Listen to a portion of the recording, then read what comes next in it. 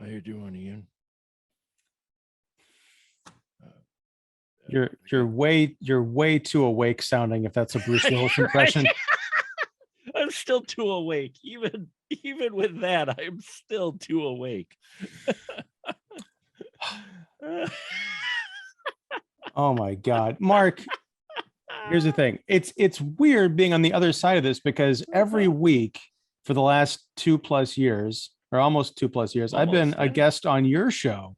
I know. On Tuesday nights for the Spoiler Room, which I love. It's one of the highlights of my week. But now you're making a rare guest appearance on the Kicking the Seat podcast. So you ran out of your guest list and you had to just, I get you. That's okay. That's cool. I don't mind. I don't mind being the runner-up of runner-ups. So, you know. No. I had to talk to an expert, because here we go again. Just like Evil Bog, somehow I became an expert. You're a bona fide expert on Bruce Willis's filmography, at least for 2021, because everyone made a big deal about, like, oh, the Razzies have their own Bruce Willis category this year. You're like, I did Willis week. Are you kidding me? I've got the whole thing covered. I'm like, I saw all the movies. I'm like, yeah, I've seen them all. Who are they? Didn't send me my ballot. Where's my ballot? I'm probably the only one who's seen all of those films. Oh my goodness. And as we sort of talked about on, it was either your Patreon show or on Spoiler Room, you know, it's kind of a pylon to a certain degree. It is fair to make fun of the fact that Bruce Willis went from being one of the biggest action stars on the planet, starring in huge, released in theaters, blockbuster, highly successful franchise movies, to being a sort of guest star in these direct-to-video Saban films, Lionsgate films, movies where he's on the cover, and that is like 20% of his involvement with the movie, is just being on the cover. Yeah, and a lot of times he didn't pose for that. They just photoshopped it from a still from the movie. So, you know. Or worse yet, is the case with Midnight in the Switchgrass, a movie that you and I think is unfairly maligned, which is what I'm kind of getting to. They took, I think it was the still from that, they also directly used on the cover for one of the movies that came out later. Like, it's the same image. It's literally the same suit. I swear, he didn't even change wardrobe. He just held on to it for the next day for his other movie shoot, I think. But worse yet, like, they couldn't even find a different picture from that movie. They just like, oh, look, we got this in our saved file. But here's the thing. Midnight in the Switchgrass, while not a great movie by any stretch of the imagination, was not as bad as some of the other direct-to-video efforts starring kings of Hollywood that we've seen. Now, the question is, we have the umpteenth Bruce Willis starring direct-to-video movie coming out tomorrow when this is released. When it's released, yes. Gasoline Alley. Gasoline Alley. Okay. It's not even Nightmare Alley. It's just Gasoline Alley. But or as you know, I'm sure there's gonna be an adult version of this, Vaseline Alley, which I can't wait to see. Vaseline, there might even already be out, and if there wasn't, you just said it, so it's going to happen now. You realize that now that you said it. So well, this movie does feature a porn producer, so maybe this is like the meta movie. I guess it's too much to ask to have the porn parody as an extra on the DVD of the actual film. But so what kind of movie is this, Mark? Is this an underrated, underappreciated film that gets lumped in with everything else, or is this? Yeah, it's a direct-to-video Bruce Willis movie. No, this is a direct-to-video Bruce Willis movie. This is a crime drama that, let's just say, I'm going to say this. It is watchable. There are moments. None of them involving Bruce Willis. There are moments in this film, though, that it showed a little bit of promise. Unlike Switchgrass, which I will say, I'm with you. While it's not breaking new ground in wow cinema, for a direct video crime thriller for that one, Lucas Haas, and yes, I'm saying this, Megan Fox actually do very well until the script says you can't. It's one of those things where they were really well until they're like, oh, we only got about 90 minutes of runtime. So, okay, now Megan Fox is going to be damsel in distress, up until that point, though. So, that's why I like Switchgrass. One, that was another one of those where Willis was on set, I think, for a day. Literally, his scenes were shot in a day in Switchgrass, and you can tell. And this one is lacking that. And it's almost there, but what it's lacking with Gasoline Alley, which I could give a brief synopsis if. Please do. Hey, I get to put you on the spot now. You get to put me on the spot. I figured I'll take it. I'll take one. Excuse me. I'll take one for the team on this. So basically, we have Jimmy Jayne, who is played by Devon Sawa, who is a tattoo artist at Gasoline Alley. That's what his parlor is. We open the film and we see him talking to a lady of the evening. Okay, with she a vampire? No. She's a working individual who works at night and asks gentlemen to accompany her to places. She's a vampire? Money. Yeah, she could be. Yeah. Anyway, yeah, she's a prostitute, and he's talking to her, and she can't decide whether or not she has an accent or not. I'm not sure if she's supposed to or not. It's hard to tell. It doesn't matter really. But he ends up talking to her. Well, we cut then and find she, along with 3 other women, have been brutally murdered in this one room, discovered by Detective Freeman and Detective Vargas. Freeman's played by Bruce Willis. Okay, Bruce Willis is here and they call him Freeman. I won't say that he's played by Bruce Willis because it would intone that he is playing something like a character, which he's really not in this. And Luke Wilson is playing Detective Vargas. And these two find the lighter for Gasoline Alley at the crime scene. So they question Jimmy Jayne, and he's an ex-con. And in a really awkward scene where I'm just trying to figure out what cops do this, but we'll get to that, I'm sure, in a little bit. But anyway, they interrogate him, and Jimmy's like, it wasn't me, man. And so he goes on his own investigation, and you find out there's porn producers involved, there's corrupt cops, there's corruption everywhere, and he's trying to clear his name. And he's actually had feelings for this woman, but not in the way you might think. We find out he's not a horrible guy. And long story short, one of the detectives is a crooked cop. One of them is not crooked. And we see Jimmy Jayne work alongside them to rescue one person who may become a victim of the trafficking that they're doing, the human trafficking to Tijuana from San Francisco via a tunnel. I think it's San Diego. Or San Diego, excuse me. Might be. Yeah. San Diego, lower on the map. So San Diego. And we see how he works with the good cop to bring things to a resolution and save the one person who kind of got mixed up into this mess because of his investigation. So very well done. Now, that was pretty spoiler light, I'd say, but I was trying to avoid. I didn't know how much spoilers you wanted for those folks out there who would care. Well, I think, but no, this is, if this were a live stream, which you are, frequently a guest on, or on my show, the live streams, then I would put up a little banner, but this is Zoom. This is, pre-recorded, and it's going to be going up later. So we don't have any of that fancy stuff. We're just going to say, if you haven't watched Gasoline Alley now and you don't want to know what happens, turn back now and come back later, because we're going to talk about this movie, and that involves getting into spoilers, because there's a lot of interesting stuff going on here, not necessarily with the story, but with the movie itself. So yeah, it is involving human trafficking.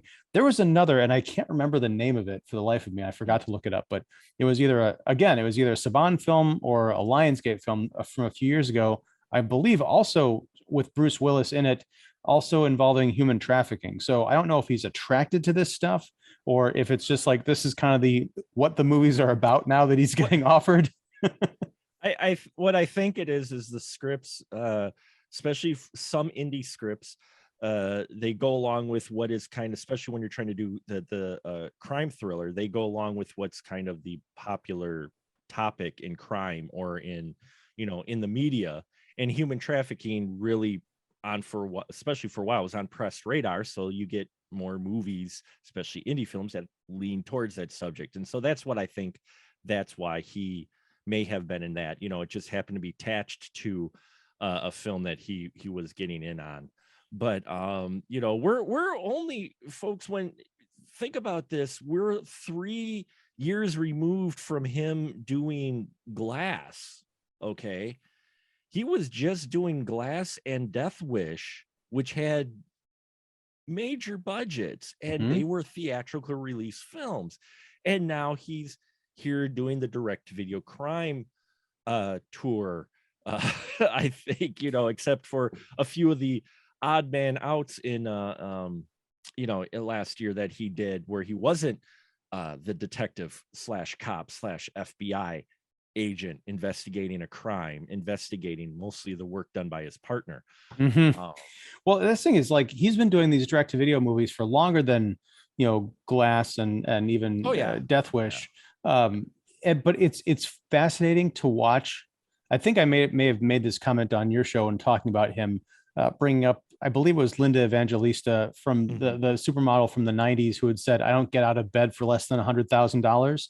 Right. You can tell the difference between M. Night Shyamalan got a studio to pony up Bruce Willis for his actual asking fee versus a movie like this, where he's so detached that you could tell, like, if they had given him the money, he could deliver these lines as Bruce Willis. But this, he's not even sleepwalking through it. He's just like, it's not even a dress rehearsal. It's him parroting back the lines to someone who's reading them to him, you know, as pitching him the script. He's like, you know, we've got to uncover them. We've got to stop these guys. We got to stop these guys. You know, his range in these films, I've found, are from almost disinterest to where he's playing a character, to where he's amused that look is where you swear he's saying in the back of his head, like in this one, you swear in the back of his head, like, this is where my career's led to me. Because this early interrogation scene where we have Wilson and him interrogating Jayne, Wilson's character is the young detective, okay? And he has mad respect for the old detective played by Bruce Willis, but he comes at our guy, Jimmy Jayne, like, this guy's already committed the crime. I mean, and I think it stands out because Willis is doing no acting. I mean, I'm not saying it's bad. It's just, if you look at the effort he's putting into this role, there isn't. He's there. They got a scene where they're standing at the table. Wilson's like into it. I mean, he is like just selling this, playing the bad cop. He's giving it already to, yeah, you got an alibi. Your blood's all over it. You know, she's a working woman. You know, you could easily, I mean, he's just throwing the, and Willis, I swear at one point I watched in one take, he's almost laughing. He almost busts out laugh. I saw this smirk bust out on his face, and he held it back a bit. And then after Owen leaves, he drops like one line, and then they head out. And this film, the whole film, unfortunately, fails to set up an identity. You kind of need an identity for, I know, I know nothing next to Adam for what I'm talking about with film, but for me, crime films, I mean, like Silence of the Lambs and, you know, Seven, and so they have an identity. It's like your two main cop characters. It's a neo-noir style, and but they have a world or an identity. And this one just didn't. I felt like it never knew exactly where it wanted to be. Did you want Owen, you know, did you want Wilson to be the immediate accuser, young guy just trying to get a bust all the time, and Willis being the seasoned veteran who's just, you know, reins in the pup every so often, or is going to give sage advice to the guy afterwards, but we never get those scenes? Or do you have Jimmy Jayne, who, you know, who is this guy? Okay, he's an ex-con, he's going after these crooks, but not doing it very well. But, you know, it's like he's being honest to the cops, so that's interesting, yet he's going on his own investigation as well.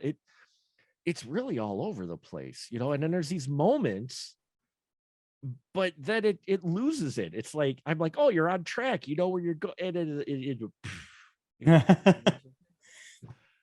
Well, it's funny because but the movie not having an identity. I think part of that is because who wrote this? Let me come up here. Director Edward Drake co-wrote it with Tom Sergio, I guess. And I just got the feeling that they were trying to be a little bit too clever for their own good. yes, Because exactly, it's what yeah. the opening scene, and this is partially my fault because I didn't watch the trailer for this. I got the email invitation like, hey, it's a Saban film. It's got Bruce Willis in it. I got to talk to Mark about this. But I'm like, it doesn't matter what it's about or who's in it. I'm in. And we'll talk about Luke Wilson in a minute, but yes, the opening with Devon Sawa in the bar with the woman of the night, as you put it. Star, yes. If you ever Why forget, do I remember just these details. because it comes back frequently in the movie. It's like, if you ever forget, just look up, which is kind of clever, it's fine. It's cute. It's a cute remembrance, yeah. But so he's like kind of rough and tumble, flicking his drink and smoking, and just like it's crappy bar lighting, and there's strippers in the background, and there's a sense of danger when this woman comes up to him.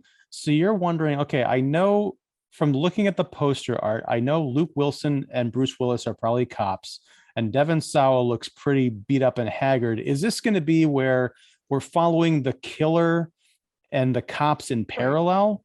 Right. I mean, kind of like Switchgrass, kind of a bit like Switchgrass. Very much so, because it cuts from, I can't remember what exactly the line, but it was like, so you want me to come back with you, or are we going to leave together or something like that? She touches his leg. We see a scene where she touches his leg. It's set up, ominous music, literally in the subtitles, because I watch it with subtitles because I'm old.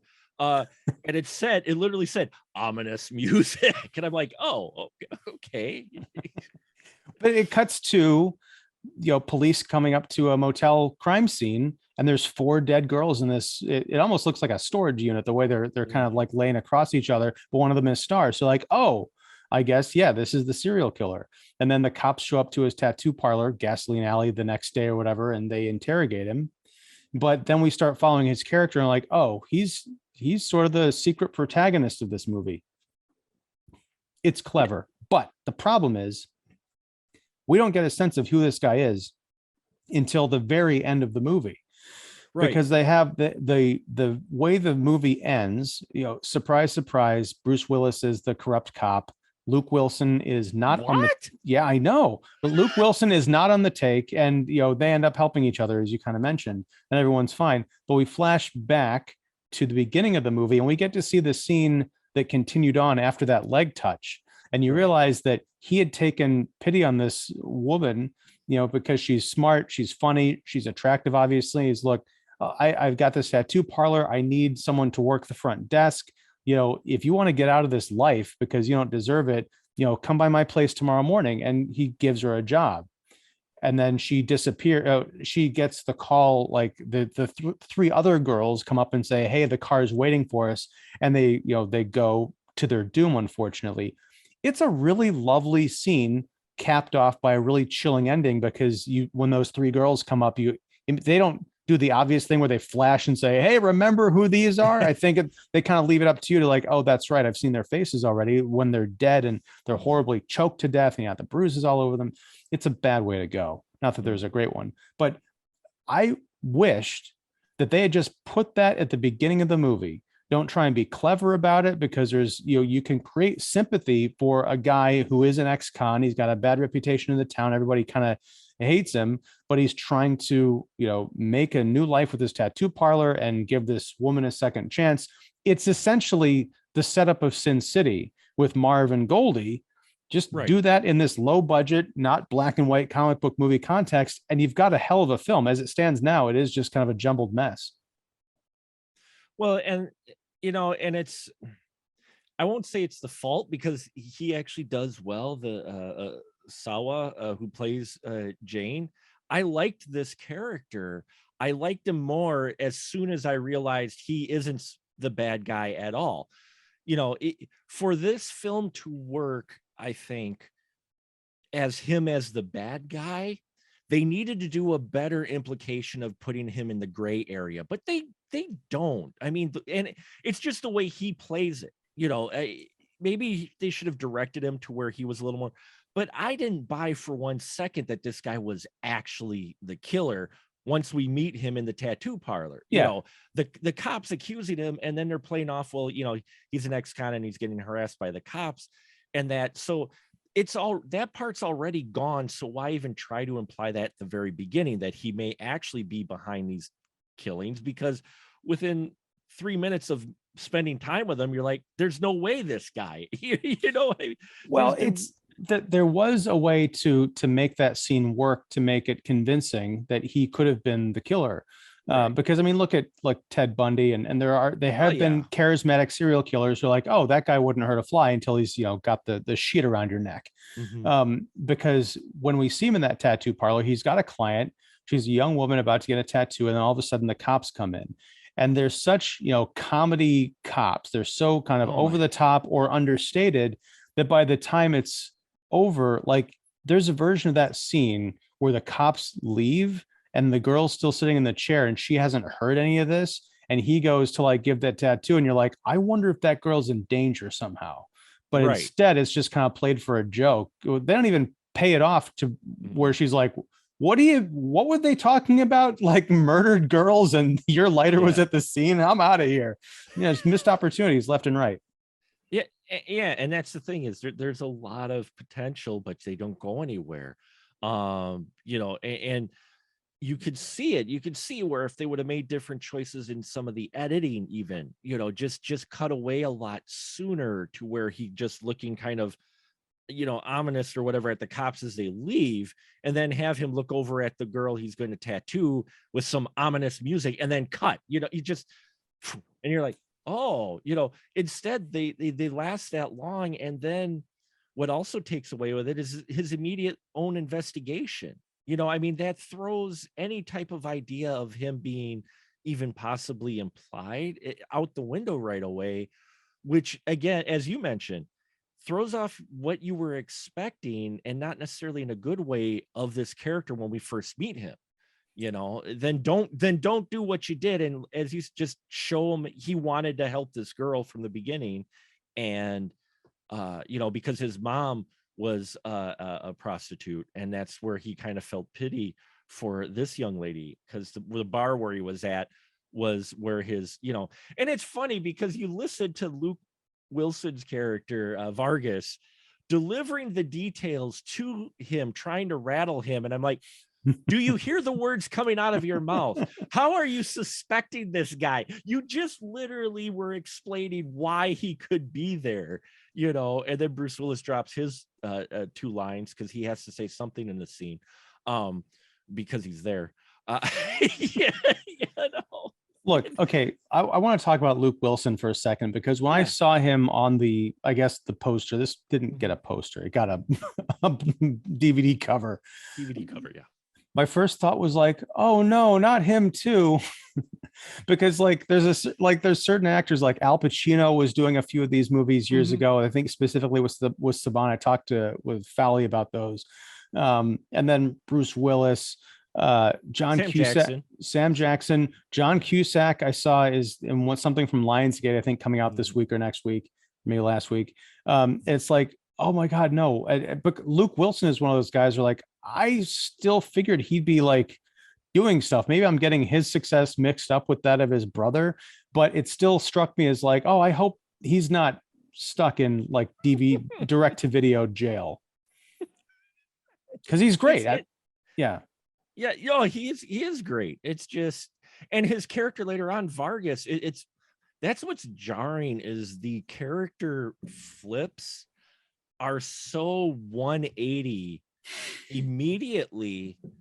It's jarring when you watch it, because and I'm all for, don't get me wrong, I'm all for, you get the first impression of your character, that you find out he's not that way. That's cool. I like that in a lot of films. I'm like, cool that this guy ended up being not it.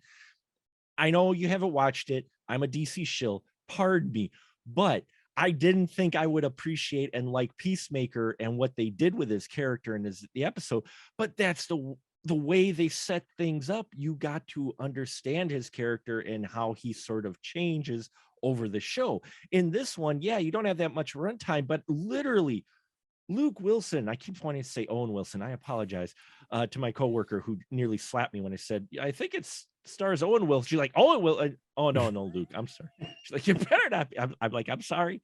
Wow.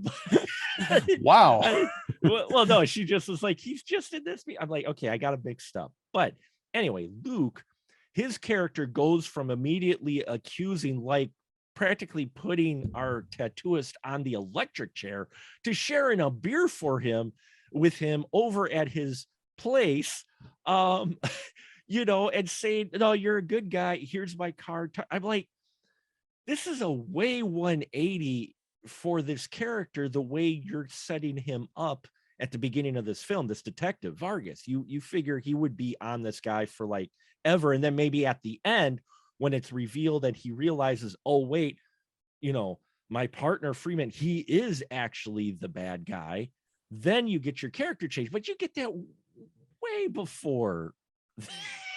You know what it's like? It's like, you know, when you're filming a movie with an actor, like, okay, let's do it a little bit angrier. Let's do it a little funnier. Let's do it, you know, like you just had your heart broken. And but they filmed different versions of the movie. And then they just decide, okay, we'll use everything. Because just like with Devon Sawa, like being kind of a suspect in the beginning and being the hero at the end, it's like they changed movies midstream and forgot to go back and correct the earlier part to make it consistent. That's pretty much what they do with every character in this movie, except for Bruce Willis. And what I picked up on is it's brilliant, because let's go back to Midnight in the Switchgrass. He's got maybe a couple of scenes, and most of them I think take place in a diner where he's talking to Megan Fox. Yep. But it makes sense because he's not the main character in that movie. He's literally her partner's like, you know, keep your nose clean, stay out of trouble or whatever. I'll give you some sage advice, and then I got cases to go work on. Bruce Willis is a main character in this movie, and that's a number one mistake because he's not invested, but he has too much screen time. But if you look at the screen time he has, I guess you could say it's the, you know, he's the boss. He's the secret puppet master of this whole organization. So he doesn't need to do much. But what does he do in this movie? There's a scene where, as you mentioned, the beginning of the tattoo parlor, he's in the background while Owen Wilson does all the work. There's another scene where literally he's leaving work to get in a minivan with his wife and kids. There's another scene where he's just in a dance club, like standing around. And there's another scene where he's in the police station, literally checking his phone. I feel like half of these weren't even when the director said action. They were just like, go get some B-roll of Bruce. We'll figure it out later. Be hilarious. Yeah, the phone scene, especially, they're scrolling like, can we like composite the name of Vargas on the phone that Bruce Willis is looking at so we don't catch his Quirtle, you know, his Wordle game or whatever. yeah, you know, can we composite it on there? Because, but yeah, I mean, that's the other thing is they say, oh, Vargas is the corrupt cop, and I mean, not Vargas, Freeman's the corrupt cop, Bruce Willis, and you're like, yeah.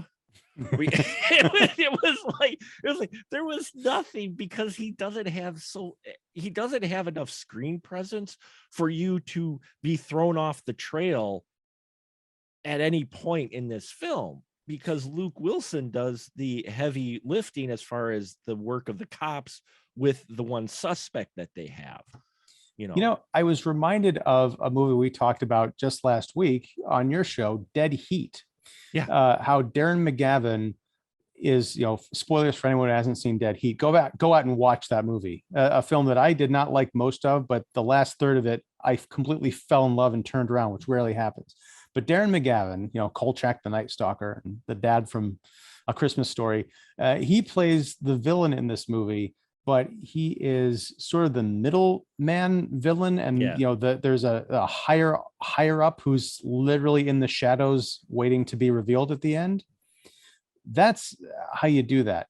In this movie, I thought Bruce Willis was kind of playing that role, and that maybe Luke Wilson would be the ultimate heel, the ultimate bad guy. Because there are certain shots, particularly towards the end, he gets a phone call while leaving the scene of a crime. And the way that it's filmed is either he's getting ready to make a phone, he gets a phone call from Jimmy, the Devon Sawa character. He's like, yeah, this is going down. I'll meet you there, whatever. Immediately after he hangs up, I was waiting for him to give another phone call and say, he's on to us. We got to take care of this guy, whatever. Yeah. Or I was waiting because there was so much attention paid to this low angle of him on the phone. I was waiting for someone to like come up behind him and cap him in the back of the head or chloroform him or something, so he would become another victim. But no, it's just this random bit of suspense for no reason. Well, and let's not forget the who is it, Flosso character or whatnot, who you barely see, but they talk about like you should know who this guy is because he comes up often with being involved with the bad guys and the porn and you're just like, wait, who's Flosso? Because they never like really connect the dots with this guy. You're not quite sure who's who because of the way they put this together. This is the director that directed Bruce Willis last year in Cosmic Sin, which was a sci-fi film with him and Frank Grillo, where Frank Grillo did most of the heavy lifting and Bruce Willis sat and be a curmudgeon old veteran. Though he had a little bit more emotion, not a whole lot, but a little more in that one. He wasn't too bad. They paid him $105,000. He wasn't too bad in that one, but that helped. The science fiction part of it helped, I think, and the aliens. He did get to shoot. He shot a gun a lot more in that one, and he got to wear a really cool sci-fi type outfit. But in this one, it's like they bring up characters that you can barely follow who those characters were because we don't spend any time with them, or you don't even have any of that identifying like conversation really at all, or it's mentioned in passing and then you move on. I mean, for me, I hope you don't mind me jumping around. For me, my favorite scene in this entire film, my favorite scene has nothing to do with Bruce Willis and has nothing to do with Luke Wilson. There's this part in the film where Jane goes to talk to a singer who has information about what's really going on at the porn producers' parties and what really happened to these young women. The singer is Eleanor Rogers, played by Sufi Bradshaw. And from when she's in there to the conversation Jimmy Jayne has until he finds the dead body in his trunk, that section of the movie, I loved this. I'm like, this is a fantastic section. I loved Bradshaw's performance. I loved the dialogue between her and Devon. The chemistry. There was some chemistry there. There was some acting. There was some weight to it. And then as he was talking to her, I'm like, gosh, shit, something's going to happen to her. Sure enough, at the end, luckily, because she's the one, spoiler folks, that he has to go save. She ends up kidnapped for the trafficking. And hooray, she does get saved. Happy ending. But I loved their moments. Well, I gotta say, I started watching this movie 2 days ago, and I watched the first 40 minutes of it, and I was like, okay, I'll watch the rest tomorrow. Yesterday, I got busy, so I'm like, well, shit, I gotta finish this movie. So I got up again, 4 o'clock in the morning. I finished it. I picked up right at not the scene where they meet. Jimmy and Eleanor, but the scene where they like right after that scene where they're sitting down at the cafe, at the cafe talking. And I swear to God, I put this on. I thought I was hallucinating because I was overtired. I'm like, wait, this is a really good scene. This has nothing to do with the movie that I put on pause 2 days ago and could barely be interested in finishing. This is really solid stuff. And what I liked about it is you mentioned chemistry. She is an older actress. I don't know how old she is, but she's not the kind of woman that we saw at the beginning of this movie. She's not like some 20-something, sexed up prostitute. Right. She looks like an adult, like a real person you'd encounter out in the world. She looks like someone who's had kind of a a rough life and is trying to turn things around. And she, as you mentioned, she ends up being the damsel in distress, but it's not clear that she and Jimmy are going to run off and make beautiful music Right. together. He saves her because she's a good person that has, they've had this connection as people, and he wants to do the right thing. And that's a level of nuance and character sophistication that does not belong in this movie, but I'm glad it's here because it really offers an oasis amidst all the crap. And sure enough, the shoe does drop because we go right back to the goofy shit right after their nice touching scene. Yeah, because he goes and tracks down the because after she gives him all the info, because she's in the know, because she knows a lot of this stuff, because in true noir fashion, you have the one kind of the femme fatale or the connection who knows all of this stuff, who helps our hero with the knowledge of what's actually going on in the underground or whatever, and then the hero does his thing, which he goes and visits this editor of the porn movies, who says that he was trying to help the girls, and he was a writer. He was a writer. That's what it was. Yeah. And I love it because, first of all, okay, some of the names of the characters in this movie, the supporting characters: Kaiser, who's the bodyguard, Erasmus, Percy, and Flosso. Yeah. What?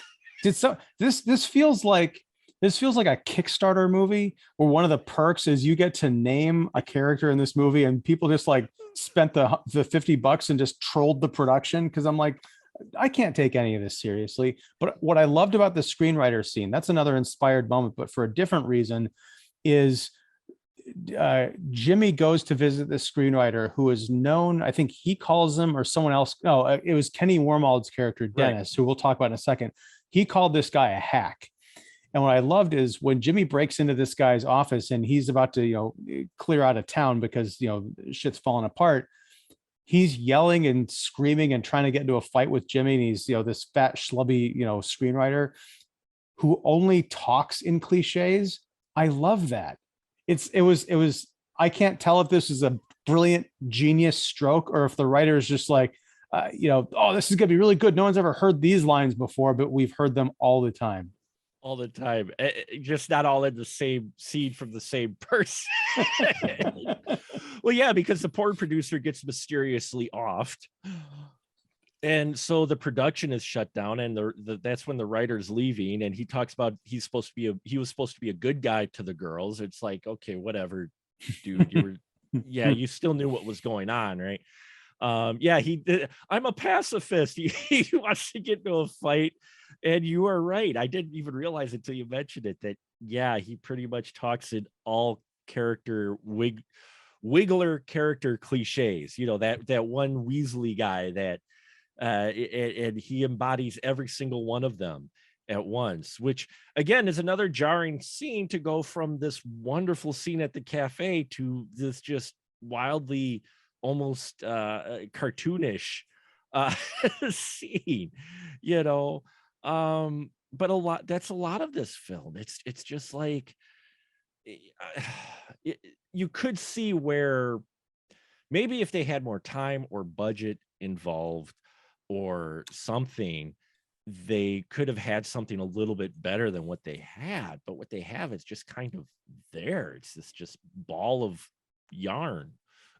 It's not that they need more money or more time. They need less cocaine because there's so ADHD in this movie. I mentioned Kenny Wormald. Did you ever see the remake of Footloose from about 10 years ago? Parts of it. I had no interest in it. When I saw an explosion, I'm like, there's an explosion in Footloose? There's no explosions in Footloose. What the? It's an explosion of dancing. No, the Footloose remake, and I stand by this, is excellent. Okay. It's really worthwhile. And believe it or not, the guy who plays Dennis in this movie, the kind of washed up actor, pseudo ex-con, plays the Ren character, the Kevin Bacon character in that movie. And he's great. It's a little weird to see him 10 years later where he's kind of like, because in that movie, he was like athletic and doughy and kind of like, or not doughy, but athletic and, kind of steamy and mysterious with great, almost Frank Grillo hair. And now he's doughy and middle-aged. And you're like, oh, what happened? But it works for this character who is a TV star And again, this is one of those bits of cleverness that pop up out of nowhere in this script. The TV series he's shooting, it's like he's a badass cop on like the detective show, and it turns out that the producers are already working on a 4 Dead Girls script, like a ripped from the headlines thing based on the actual murders. And Jimmy finds this out. He's kind of like, his stomach turns. But I liked the Dennis character. I could have done an entire movie about him playing a macho TV cop who did time in jail, and he was a complete whiny little, puss. I could have had an entire movie about the grizzled bearded mechanic that works with him on set, who's, just a no bullshit guy. There's all these really interesting threads that have nothing to do with the main story. Yeah, no, that the whole TV set thing, which is again why I say that this film never finds its identity, is you have this actor who is, he's a top star. His show is through the roof. He wanted to get actually a tattoo 177 because 177 million people watched his last episode, right? And he's trying to be tough. And you come to find out that Jimmy saved his ass in prison while he was only doing 3 months for a DUI because he wouldn't have survived. And there was a guy they nicknamed Kratos, and I just got done playing through the God of War game for PS4 because I got a PS4 for Christmas, and I couldn't keep flashing back to Kratos. I'm like, quit saying the name because I just keep going back to the game. But yeah, it's an interesting story that, like you said, you get the grizzled mechanic. There's this interesting character. Let's stay with them for a while, but we don't, and it just kind of flutters away again, unfortunately. I mean, he shows up a couple more times, the actor guy, but where I was going with this of the lack of identity is the show is done over the top and exaggerated. So we have this movie that starts off like almost kind of rather serious type crime drama, and it morphs like instantly when they show the show into this kind of jokey satirical thing, and I'm like, what? I mean, they do not play this TV show off at all. And I understand what they were going for. It's because the lead actor is just a wuss anyway. He's just, so they're kind of playing at, oh, look at how macho he is, but over the top. But even still, I'm just like, how am I supposed to take this? Because they show a lot of the TV footage that he's shooting. Yeah. And there's also, he's kind of a goofy character, but in his last scene where Jimmy kind of slaps him around or something like that, kind of leans into him and says, I can't remember the context, but it's either like, I'm going to rough you up, or I know your secrets, or something like that. Dennis or Kenny Wormald, I guess, he is almost on the verge of tears. And then when Devon Sawa leaves, he's like, I think he's like kind of getting ready to cry into his fist, but then he has to like kind of psych himself up to get ready to go back and continue shooting. He just does the thing with his collar. Right. And just in that moment, I imagined him going out of his trailer or whatever and yelling at some PA. Someone said, like right before that scene, before they went into his trailer, he was berating someone saying, I said vegan makeup only. But it's just that cycle of like intimidation and bullying that again, I could watch a whole, movie about what's going on in that brain. But I want to get back to Vargas really quickly, because he had this really great Donald Rumsfeld-esque line. Rumsfeld famously back 20 years ago talked about known unknowns. Luke Wilson says, something you don't even know, or somebody wants you to know something, What? Well, and again, that's the thing with this film, is that the tone and how you're supposed to take these characters are all over the place, and it never gets a footing. It never gives you a footing of how you should actually be taking this film, because, and I'm all for roller coasters and tone when they feel kind of a natural way to go, but here they're so abrupt that you just, it takes you out of it, because they're like, wait, what? And then right after he gets our hero Jimmy gets in this car chase with this where they shoot at him and hurt this beautiful car. I don't know where they found this car. This car, It was a Camaro, right? Or yeah, it is yeah. freaking gorgeous car that he drives around, to where they had to CGI bullets into the side of the inside door where the car shot, because they had a fake break window too, because there was, by God, no one's going to let you break this window on their budget. So, you know, and he gets into this car chase, which doesn't really amount to a lot. And this is the first half of the movie that I watched the other day. I was like, how do you have a 5-minute deadly boring car chase? I know, right? It's just the whole time I'm watching it, I'm thinking Devon Sawa had a lot of fun driving around in this car. Yeah, because there's a lot of close-ups of him like actually behind the wheel. I'm sure there was some stunt drivers doing the far away shots. I'm like, this looks like it was a lot of fun to do, but it is not fun to watch. Now, contrast that later with the fight where he gets into a hand-to-hand combat with Flosso in the tattoo parlor, which is one of the most brutal, short, effective fights that I've seen in a while. And I love the capper of it, where the two men are squaring off. Of course, there's a gun on the floor that someone's going to reach for, but Jimmy just kicks the guy through the glass window of his own tattoo parlor. It's beautiful. It is. And it kind of steps out just as the cops are pulling up, and they arrest the guy, like, fuck you, his teeth are falling out and stuff. It's just so, yeah. I know. Let's kind of jump forward to the actual climax of this that takes place in the tunnels going into Tijuana from San Diego. There's like a butcher shop or something. I love that the ladder down into the tunnels was in a deep freezer. It's like such a Batman, like, you know, secret staircase bookshelf kind of a deal. But Devon Sawa goes down there. He attacks some guys. He gets a assault rifle or machine gun or something. I don't know anything about weapons, but he starts taking people out. And then Bruce Willis is there, of course, with the girl and the mad doctor who drugged her, and a guy wearing full body armor. And he's also got a machine gun. Devon Sawa shows up. The guy with the machine gun shoots him.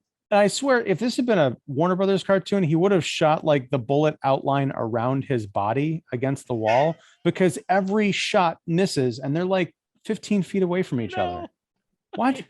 I know. I'm like, just like, no one's a good shot except our hero, who's one shot killing people like throughout the tunnel. He's just like blam, blam in this exciting scene. And with armor, like you said, these guys got armor, but he's managing to hit them, you know, where there isn't. Yeah, it's like they're all wearing Beskar armor or something. But now, help me out. What do we know? What I forgot. What did Jimmy go to jail for? Was he beat somebody up? Right? He beat someone up. Yeah, he beat a guy up because the guy, I forgot what he did, but the guy did something bad. He beat him up, and he ended up getting put in jail for beating the guy practically to death. That's what I thought.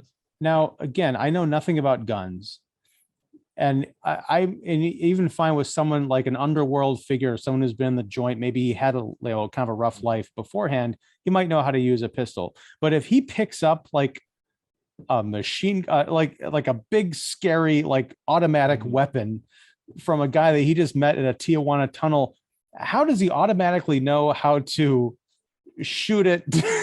Well, you missed the pivotal point in his character development when mechanic guy showed up with the old 6-shooter, and he asked, do you know how to shoot it? And he says, yeah, I do. And he makes a very confident aim just off camera. So that's telling you that he knows how to shoot a gun. So that's all you need to know. There's a difference between like a regular firearm. Like, I've shot a 38 special. You hand me a bazooka, I'd be like, where's the button? Or what, you know, like, how do you load this thing? Is there something in here? It's one of those movie things where, yeah, he's a criminal. Of course he knows how to use it. It would have been nice if there just been a moment where, like, how do you, like, he accidentally learns how to use it and takes out a bunch of guys. But, you know, with Bruce Willis and with Luke Wilson, there are some moments in the film that, again, kind of like my theory with the, you know, leaving the set to go off with his wife, to hanging out, looking at his phone. They're just these moments of brutal honesty with their dialogue that I wonder if it was just caught, you know, in between takes. when Bruce Willis is, I think, picking up a gun at the end because he realizes he's in trouble, he says, "This is so stupid." I'm like, I can't remember what he was referring to, but I'm like, that was just him talking about, like, the director just giving him some piece of action, and he just said that and they kept it in. Yeah, and let's not spoiler, folks. His character gets shot. Let's not let's not miss the fact that they didn't even rig Bruce Willis up with a squib. He doesn't even get a squib, or he doesn't even get like blood on his actual suit. They composite the bullet shot on him. At least in the other films in 2021, he had, some blood makeup or something where he got shot or hurt, if that was what his character called for. But in this one, they don't. Just like the CGI bullets on the inside of the car, they CGI the bullet a la American Sniper. Yes, a many $1 million movie, and that first snipe from the American Sniper, they literally took a overhead projector filament and just overlaid it on the screen and put a little red dot there. That's what they did for Bruce Willis here. Still more believable than the fake baby in that movie. That's true. Did the fake baby in that movie. So they didn't even do like a bloodshot makeup or anything on his outfit that he was wearing, which surprised me. At least I would have figured, they do the shot, he does a flash, cut away, and he comes back and, oh, there's a blood spot there. But it's not. You could tell it's CG'd, it animated on Bruce Willis himself. And he sits there going, "I'm glad this is the last day of shooting." Well, he's intended. Well, his line is something like, "No, this isn't how it's supposed to end." Yeah, right. Like he's describing his career or something. No, I'm just kidding. No. Well, I'm going to side back to Luke Wilson because I found another reference. That scene on the porch with Jimmy. Yeah. At one point, he's just looking around. And again, it doesn't even feel like it's in character, but he's just kind of like looking around the porch and he just says, "It's depressing." Yeah. And I think like he's just talking about being in this movie. I do not like dogging on films too much, but I just have to point out the weaknesses, and you're right. And that's what was frustrating about watching this movie is that if there was just a bit better approach, cut Bruce Willis out of it. No, I don't get me wrong. I like Bruce Willis movies. I liked a lot of his stuff in his filmography. In this one, you can tell it was kind of the stunt casting of, hey, we've got so-and-so, they've got him under contract or whatnot. He agreed to do however many movies. So we got to let's put him in this one. You could have seen him paired with anyone. Luke Wilson, I could see being in here. He's playing more of a role. He's more on camera than Bruce Willis's character. He takes an active role in moving the plot, in working with Jimmy, giving you perspective on his character. There's a lot, and there's a lot of moments. Like I said, that cafe scene, even the scene where Jimmy and Vargas are sitting in Jimmy's house, which he's living in the garage that's on the property of his house that he lost when he went into jail. But when he came back, he told the new owners that it was separate land, and the new owners believed him, and that's how he's able to live in the garage of the whole house he used to own. Which, if you're a homeowner, you're just like, okay, you just wrote that. You just came up with something. You can't even tell that they let him rent it out or whatever. They couldn't even say that, like, well, let me at least rent the garage. Yeah, it's an unnecessary bit of business. Like, he just has a house. His dad left it to him. Either that, or I want to meet the people who are living in the house that are gullible enough to believe that story. I want to meet those folks. But I real quick, Bruce Willis, at the end, he gets shot, CGI squibbed. They make this big elaborate deal of Devon Sawa taking a wadded up bunch of money that's soaked in gasoline. He lights it on fire and then sets it along a gasoline trail. Yeah. That leads to allegedly burning up Bruce Willis, but we never see it. That's the cardinal rule of these films. You always see the bad guy get it. It's almost like oh shit, we forgot Bruce Willis, his last day was yesterday and we forgot to shoot the death scene. We don't even care enough to get a shitty dummy and have someone like someone off screen going, oh, you know. Yeah, you can flat it, or just have his character die. You know, he gets shot. They could have just done a last breath type of scene. You know, Bruce, just for this one scene, Bruce, your character will die. Okay, say your line and then just give out your last gasping breath. Okay, if we could get that from you, that would be great, Bruce. I loved you in Die Hard. It's such an honor to be working with you here on set. So if you could just do me the honor, just this one scene, just try to sell that. But they don't. You're right. They cut away. You don't get an explode. It's not like you even get where they could have played it off camera in post-production to where, you know, Jimmy is taking Eleanor back down the tunnel. They meet up with Vargas, who's late to the party, and they're all trying to leave the tunnel. You don't even get like an explosion in the background, like sound and some smoke or whatever to imply that, yes, the gasoline he lit up did blow up. So you don't even get that payoff, you know, for it was like an afterthought. It's like, no, you guys know what's going to happen. We don't have to show you. And I'm like, something, give me something. Yeah, you've wasted enough of my time during the rest of this movie. Give me a damn payoff. Well, I don't want to waste any more of your time talking about this movie, but no. It's not a waste of my time. It's out of the body of now 9 movies of his I've seen in the last year, because Cosmic Sin came out about this time last year. Wow. This one was one where he had less effort put in. I wouldn't be surprised if there was some trivia to where they had him like 3 days or something for it. You know, and you know, they gave Kenny Warmold some work, so that's good, because I read the trivia, it's like 4 or 5 years he has, you know, he hadn't worked for 4 or 5 years. Well, he was, I guess, a kid actor that was having trouble getting work, apparently. So that's really unfortunate, because again, I really liked him in Footloose. Now, real quick, Devon Sawa, you know, it's jarring to see him in this movie because he does look so rugged. Mm-hmm. You know, and the last time I remember really seeing him anything was like the Final Destination movies 22 years ago or whatever. And he was like this fresh faced, you know, playing a high school kid. Now he looks like he's 55 and just like been through the shit. He plays the part really well, but I wonder, like, did he have some real life problems that I'm unaware of? I don't know. I'm not sure, but yeah, he is looking a little rough, but it wasn't bad. It fit his character. It really did. Yeah. You know, it fit his character quite a bit.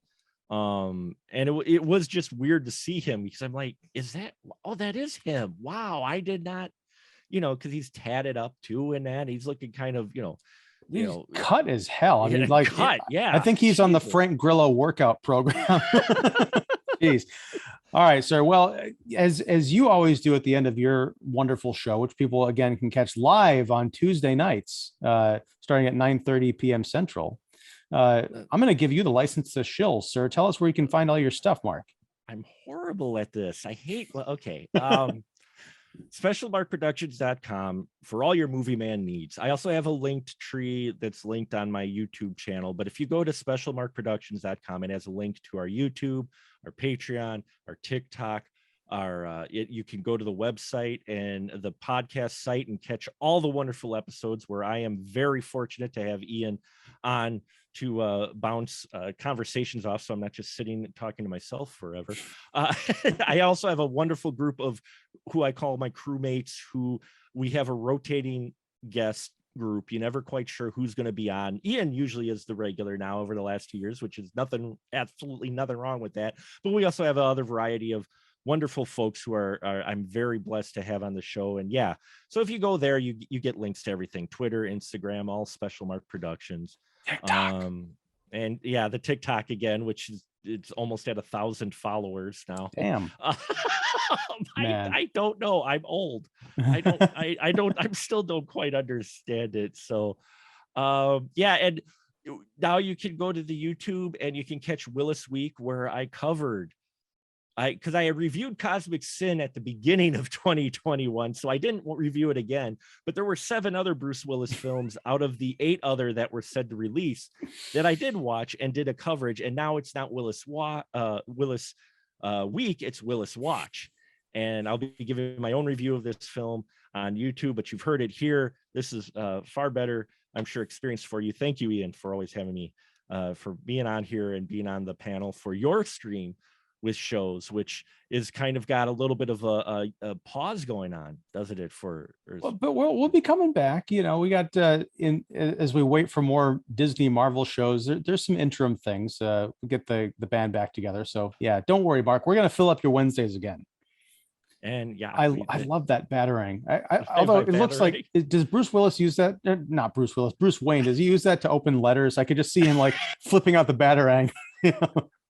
That would be awesome. Now I want a batarang letter opener. Yeah, make it happen. We need to make that happen. But thank you, as always, folks, thank you for your patience and listening to me babble about films. And there will be more Bruce Willis films. He's slated for, in the next 2 years, I think I saw 8 more films coming out. Well, the Fortress film that he did last year with one of my an independent director who I've followed, who's actually very talented, and Bruce Willis does do acting in his films, which is really cool. James Cullen Bressick, who did a horror thriller, and he's done a few others. Very talented individual. He directed a couple of Bruce Willis films last year, which were the better ones. He's actually doing a series of Fortress. There's Fortress, there's going to be Fortress 2 and Fortress 3. So it's a trilogy, all having Bruce Willis in it, handled by James. And I'm interested to see where they go with that, because there's some wonderful characters in that. And it was a better put together film and has more direction of where it wants to go than Gasoline Alley did, unfortunately. That's not hard to believe. No, I can't say Gasoline Alley is not the worst of the Bruce Willis films to come out in the last year. Okay, before we go, what is the worst one that you watched from last year? Oh man, what is you put me on the spot. I'm trying to remember the names of it now. I think it was the one where he played the villain, Deadlock, I think it was called. Unfortunately, that was from Saban Films too. That one was really rough. I mean, talk about your suspension of disbelief, but not even that. And Bruce Willis was more active. He was more in front of the camera in that, but the way that whole story played out was just, it was really, and plot armor. Oh my God, the plot armor. Our hero, just real quick, our hero drops down on a wire, because the story is Bruce Willis heads this group of mercenaries who take over a dam, who are above a town and county, and he's threatening to open the dam up because his kid was wrongfully killed by cops who were doing a drug bust. Our hero, who is an ex-Navy Ranger, because of course, ex-Ranger, Army Ranger, he's working at the dam when it's taken over by Bruce Willis and his paid militia thugs. And so he's a one-man army of sorts, trying to save the group of kids who were on tour for the dam, who end up getting trapped, as well as saving the employees. All the while, you know, Bruce Willis's character is looking for justice for his kids who were wrongfully killed. It sounds interesting, but anyway, there's this one scene where he rappels down this wire, because he's a ranger. He kicks ass. And bad guys coming down the stairs. I kid you not, folks. Guys here, our heroes here, bad guys right next to him, and acts as if he doesn't see him on the cable. And he ninja likes over the rail behind the guy, takes him out. But the guy doesn't react. He doesn't shoot. Oh, hey, look, there's a guy on the wire, and take a shoot at him. This guy is totally, but there's no way. It's an open stairwell, and there's just no way. And it was just like, wow. I'm not sure if it was like worst, but that one definitely was rough, because just the way they were going. I understand what they were trying to do with it, but it just was the way they were going about it, was the scope of the way things were on it. It was just like, nah, I can't get into it. In this day and age, I could not buy into what they were selling, unfortunately, at all. Well, at any point. I don't know if I want to watch it more now, or if I want to make sure I never see it. Well, you get to see Bruce Willis in this scarf type thing to where they almost make him look like if you're from my age, Omar Gaddafi. You know, he had that like that straight like scarf or whatever you wear with the military outfit. Literally, like I'm looking at it going, wow, that's familiar. Well, damn it, Mark, stop talking about it, because now I'm going to go watch it and I'm going to hate you for it. Anyway, yeah, okay, we are going to leave it here. I'm sure if there's another Bruce Willis movie, well, you said there's going to be 8 of them in the next 2 years. There's 8 of them coming. Our only hope is that the 9th one will be Evil Bong 8 or whatever the hell number they're up to. It's only a matter of time. Bruce Willis in an Evil Bong movie, I would buy that movie just to have him in it. He's awesome. He's going to play the bong, the ultimate in non-acting. People just smoke out of his empty head. He just sits in front. They have the bong in back, and people just stop by. Yeah. The check cleared. Not with those guys, no. Anyway, all right, man, take it easy. Thanks so much, and we'll catch you later. Sounds good. Bye.